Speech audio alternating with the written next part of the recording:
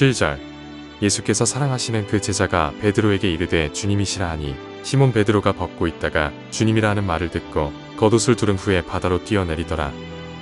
17절 세 번째 이르시되 요한의 아들 시몬아 내가 나를 사랑하느냐 하시니 주께서 세 번째 내가 나를 사랑하느냐 하심으로 베드로가 근심하여 이르되 주님 모든 것을 아시오매 내가 주님을 사랑하는 줄을 주님께서 아시나이다. 예수께서 이르시되 내 양을 먹이라.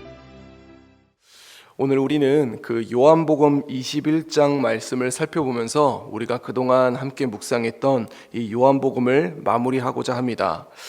사실 이제 요한복음을 보면 20장 마지막이 결론인 것 같습니다. 20장 마지막이 오직 이것을 기록함은 너희로 예수께서 하나님의 아들 그리스도이심을 믿게 하려 함이요 또 너희로 믿고 그 이름을 힘입어 생명을 얻게 하려 함이니라 라고 하면서 이 마침표를 찍는 것 같은 그런 느낌을 주게 됩니다. 그런데 요한복음은 한 장이 더 남아져 있습니다. 그게 21장인데 이 21장은 우리에게 이 여러 가지의 의미를 가져다 줍니다. 첫 번째 뭐냐면 우리는 흔히 생각할 때에 예수님을 믿음으로 말미암아 구원을 얻으면 끝이라고 생각하지만 그게 아니라는 것을 21장에 알려주는 것이죠. 뭐냐면 우리의 일상을 이제 얘기해 주고 있습니다.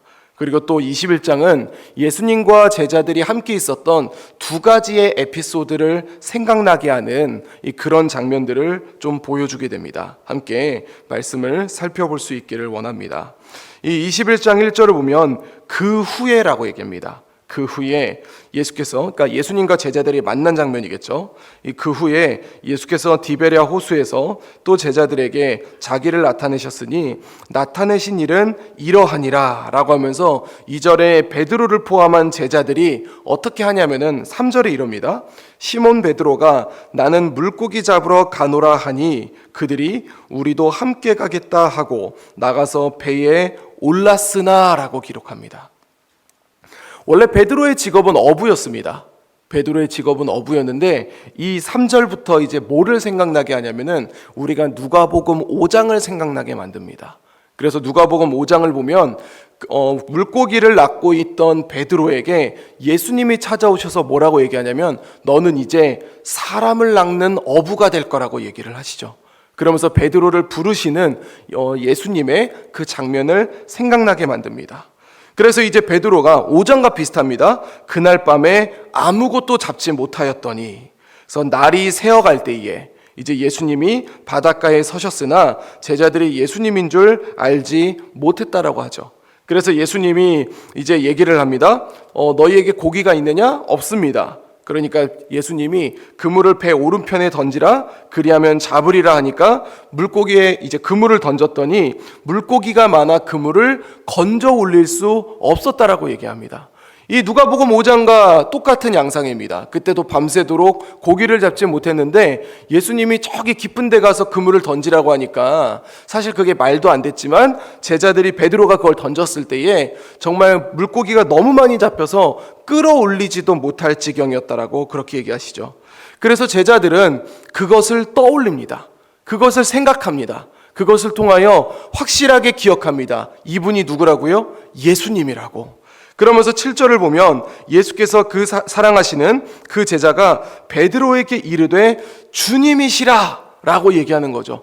우리가 배를 타고 나와보면 알지만 저 멀리 육지에 있는 사람이 그렇게 잘 보이지가 않습니다. 명확히 누구인지 인식이 되지 않습니다. 그런데 이제 거기서 말하는 소리를 듣고 물고기를 많이 건져 올렸을 때에 그곳에 있었던 제자들은 예수님을 떠올릴 수밖에 없습니다. 그러니까 이제 그 얘기를 들었던 베드로가 벗고 있다가 주님이라 하는 말을 듣고 그 주님의 부르심을 듣고 주님을 떠올리면서 이 예수님을 향하여 겉옷을 두르고 바다로 뛰어내렸다고 얘기를 하는 것이죠.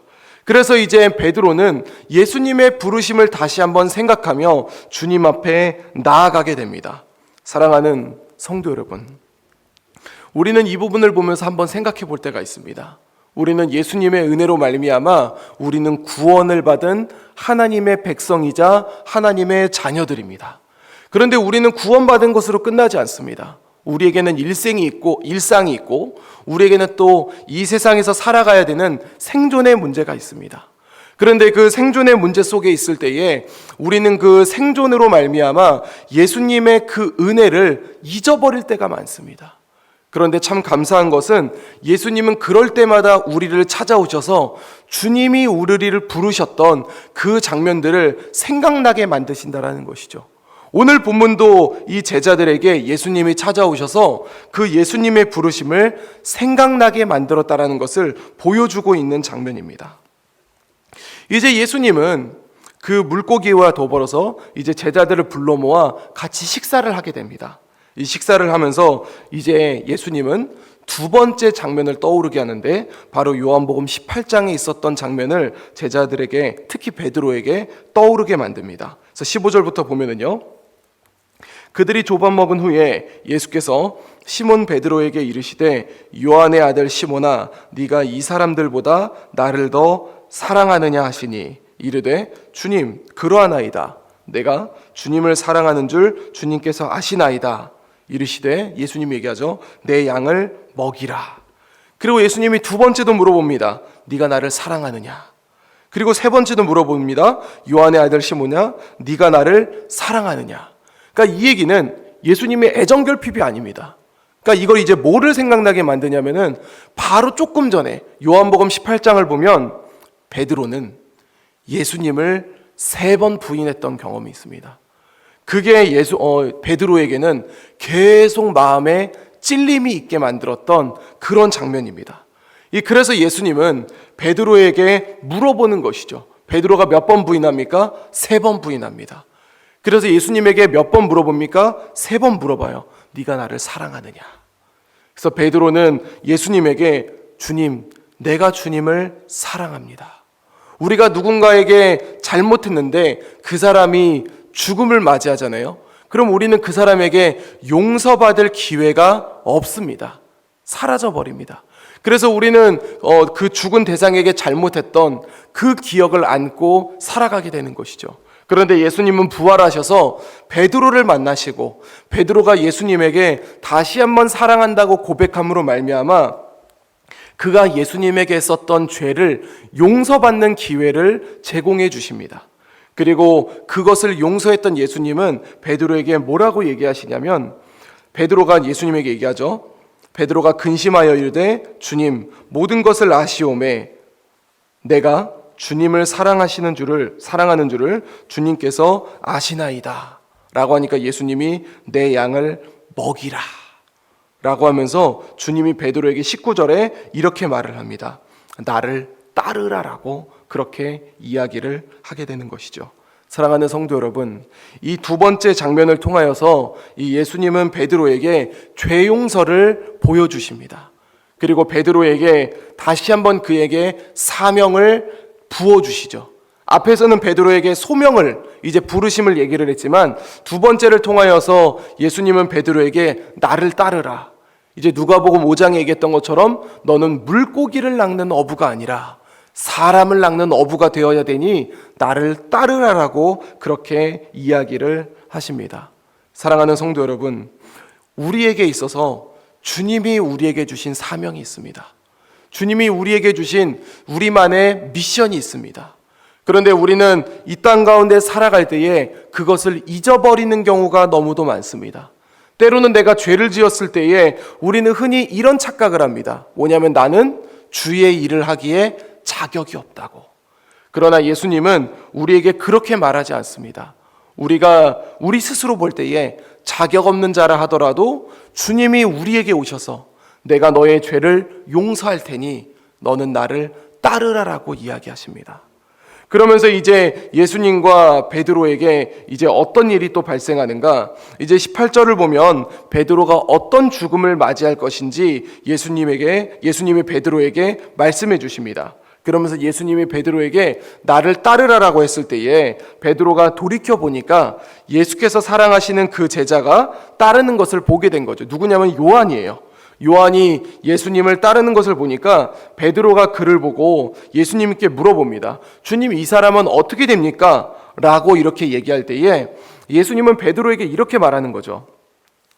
내가 올 때까지 그를 머물게 하고자 할지라도 네가 무슨 상관이냐? 너는 나를 따르라라고 얘기를 하는 거죠. 우리는 이 주님을 따르고자 하는데 그때에 참 독특한 장면이 있습니다. 뭐냐면 우리가 예수님을 따른다고 할 때에 주님이 나를 따르라고 하잖아요. 그래서 주님을 따르면 되거든요. 그런데 우리는 이상하게 뭘 보냐면 옆 사람을 봅니다. 꼭 옆 사람을 보면서 쟤는 안 하는데요? 얘는 안 하는데요? 왜 저만 해야 되죠? 그래서 우리가 교회에서도 우리가 섬기게 될 때에 분명히 나는 열심히 섬기고 있는데 내 옆에 섬기지 않는 사람들이 있습니다. 아무 상관이 없어요. 아무 상관이 없어요. 그냥 내가 가면 돼요. 내가 가면 되는데, 근데 우리는 계속해서, 저도 이제 제가 목사니까 교회에서 우리가 요구합시다, 조구합시다 할 때에 제일 많이 듣는 얘기가 뭐냐면 쟤는 안 하는데요? 왜 저만 시켜요? 라는 얘기를 많이 듣거든요. 근데 그게 아니라는 거예요. 주님은 뭐라고 얘기하냐면 내가 올 때까지 그를 머물게 하고자 할지라도 내게 무슨 상관이냐? 너는 나를 따르라라고 얘기하는 것이죠. 그것은 무슨 얘기냐면 우리 옆에 어떤 일이 일어난다 하더라도 내 상황이 어떻더라도 내 옆 사람이 안 하더라도 주님이 나를 따르라고 하면 우리는 어떻게 하면 된다는 겁니까? 주님을 따르면 된다라고 그렇게 이야기를 하고 있는 것입니다. 사랑하는 성도 여러분, 오늘의 이 이야기는 우리에게 네 가지의 이야기를 알려줍니다. 첫 번째는 우리가 일상 속에서 생존에 머물고 있을 때에 주님이 우리를 찾아오셔서 우리를 부르셨던 것을 생각나게 한다는 겁니다. 그리고 두 번째는 우리가 이 땅 가운데서 주님 앞에 지었던 죄들을 주께서 용서하신다는 거. 그러니까 용서하시면서 우리에게 뭐라고 얘기하냐면 너희는 이제 자격 있는 자다. 그렇게 되면서 우리에게 다시 한번 사명감을 주시면서 나를 따르라라고 말씀하신다는 거. 그리고 마지막 네 번째는 어떤 거냐면 우리가 주님을 따를 때에 우리가 주변을 바라보게 되는데 주님은 그것을 보지 아니하고 그냥 너희는 나를 따르면 된다라고 말씀하신다는 거. 그런데 우리는 아까 앞에서 이 얘기를 했습니다. 주님이 이것을 생각나게 한다. 언제 생각나게 하느냐? 본문 마지막입니다. 24절을 보면은요. 이 일을 증언하고 이 일들을 기록한 제자가 이 사람이라 우리는 그의 증언이 참된 줄 아노라. 25절 보면요. 예수께서 행하신 일이 이 외에도 많으니 만일 낱낱이 기록된다면 이 세상이라도 이 기록된 책을 두기에 부족할 줄 아노라. 우리가 이것을 어디서 볼 수 있느냐? 주님이 기록하신 이 성경을 통하여 알 수 있다라는 것입니다. 우리가 그냥 일상 속에 일하다가 생각나는 게 아니라 우리가 집에서 잠자다가 생각나는 것이 아니라 밥을 먹다 생각나는 것이 아니라 하나님이 우리에게 주신 이 말씀을 볼 때에 주님이 우리에게 생각나게 하신다라는 것입니다. 주님이 우리의 이 본문을 보면은 이 제자들에게 누가 나타났습니까? 부활하신 예수님이 나타났습니다. 그럼 우리에겐 어떤 일이 있는가? 그 예수님이 우리에게 보내주신 예수님의 영, 성령 하나님을 통하여서 우리가 주의 말씀을 볼 때에 성령 하나님이 임하시고 성령 하나님이 내 안에서 감동하셔서 우리를 생각나게 하시고 우리에게 죄 용서를 하게 하시고 우리에게 사명을 불어넣어 주시고 우리가 주님을 향해 달려나가게 만들어 주신다라는 것입니다. 사랑하는 성도 여러분, 이제 우리가 또 하루를 살아내게 됩니다. 우리 요한복음 마지막은 다시 한 번 더 우리에게 말씀을 통하여 우리가 주님을 만나게 하신다라는 것을 알려주고 있습니다. 우리에게 각자의 일상이 있습니다. 그 일상을 살아갈 때에 우리가 각자 처한 환경과 형편은 다르겠지만 우리에게 주신 하나님의 말씀을 통하여 우리가 주님을 만남으로 말미암아 우리에게 생각나게 하시고 우리에게 힘을 주시는 주님의 능력으로 오늘 하루를 살아낼 수 있는 우리 재건부평교회 모든 성도님들이 될 수 있기를 우리 주 예수 그리스도 이름으로 간절히 축원드립니다. 기도하겠습니다. 이제 오늘 받은 말씀으로 함께 기도하겠습니다. 일상 속에서 생존에 급급하여 주님을 잊어버릴 수 있지만 그럼에도 불구하고 우리를 찾아오셔서 소명에 대해 생각나게 하신 주님을 찬양하게 하소서. 하나님이 나에게 부여해 주신 사명을 감당하게 하시고 주변을 보는 것이 아니라 주님만을 바라보며 전진하게 하소서.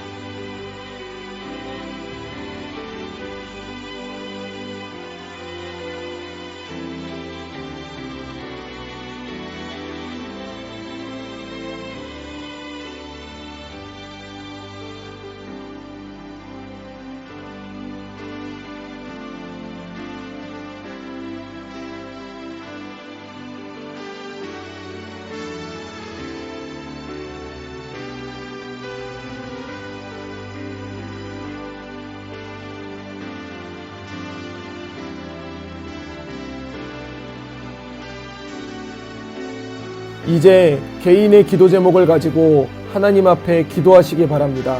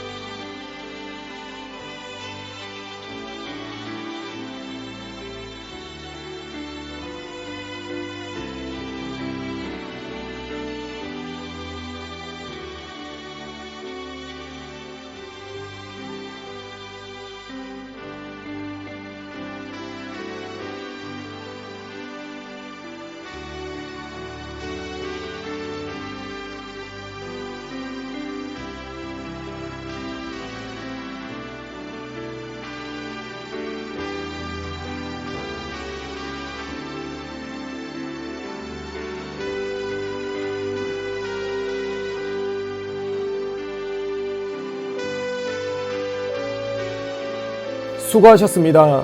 오늘도 하나님의 인도하심 가운데 승리의 하루를 보내시는 우리 재건부평교회 모든 성도님들이 되시기를 주님의 이름으로 축복합니다.